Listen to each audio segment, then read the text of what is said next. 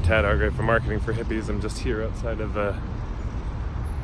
Garneau School, nearby where I live, and thought I'd record this little video. I posted on Facebook the other day. Somebody shared it with me, an actual headline, email subject line they'd gotten, which was slaughter your coaching competition and leave them begging for mercy, or something like this. And I posted that, and of course, kind of people were on my list where we all just, collectively were throwing up our heads in dismay. But then somebody wrote me and said, but doesn't it work? There's a certain perspective of these shocking headlines. You do it in a way to kind of shock people, to emotionally impact them so that they'll pay attention, so they'll notice. And, then isn't that what marketing is getting people's attention? Because if you don't get their attention, if they don't even notice the email because the subject line is so mediocre, then they're not going to even read the rest of the email. So then isn't there a point, basically? So there's a lot to say about this. I'm going to put a link to fairly extensive, it should be an ebook, but it's a blog post below about email subject lines. God, there's a lot to say here. So yes, we do need to get people's attention. That's the first role that we need to play in marketing, or that marketing needs to play, is it's got to get people's attention. Fair enough. But what is it that actually gets people's attention? It's very easy to think that swearing, violent language, graphic photos, nudity gets people's attention. And it's true, because it's a little out of the ordinary, although less and less so, let's be honest. But sure, will that get people's attention? Yeah. But is that primarily what gets people's attention? If we're going to say we want to get people's attention, shouldn't the first thing we wonder be, okay, great, how is it that people's attention is already gained? And once we know that, let's say if we know that 50 to 60 to 75% of the way that attention is actually gained is through something, wouldn't it make sense to put your money there? And I would just say that this kind of shock and awe effect, it's a very small percentage of what actually gets people's attention. What is it that actually gets people's attention, you wonder? Word of mouth. People ask their friends. That's how it works. It's at least 50%. Almost across industry, I would say. Probably higher. Think about how many times you've asked friends or put on Facebook, hey everyone, does anyone know somebody who does XYZ?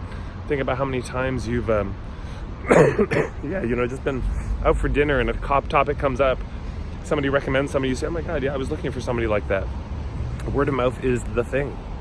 Okay, so then wouldn't it make sense to wonder about how does word of mouth work?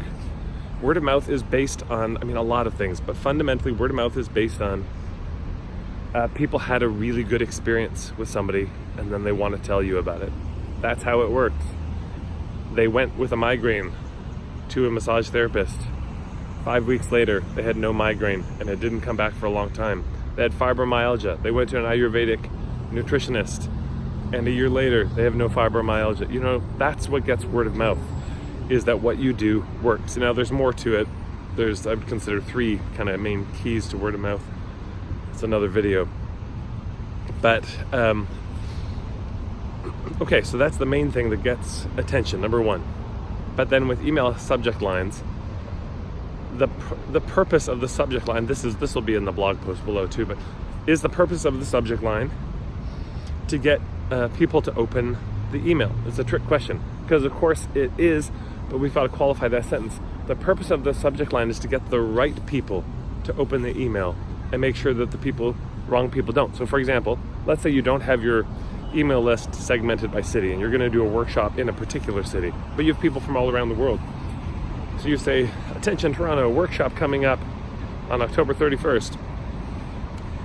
Well, people who are not in Toronto or don't know people in Toronto are not going to open that email. That's not a failure, that's success.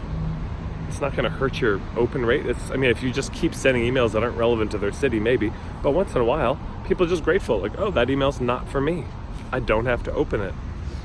So what we're going for with email subject line or headlines is relevance, is really honing in, targeting relevance. This is a whole ebook I've got called The Art of Relevance that's specifically about how do we hone in on either if you make products, it's got to be a product they want. And if you have a service that's got to solve a problem they have or get them a result that they're craving, that's what has to be spoken to immediately, whether through photos or words. Relevance must be established right away. And if you can do that, you don't need the shock and awe, frankly. And if you combine, and by the way, how do we get to relevance? Niching. So much of it comes back to that. If you go to nichingspiral.com, you can check out my work on niching. But there you go. If you have a really clear niche, clear point of view, it allows the email subject line and the headlines, and some copywriting savvy, sure, but it allows those things to be really focused and honed. And if it's clear, if it's focused and honed, you don't need to go for this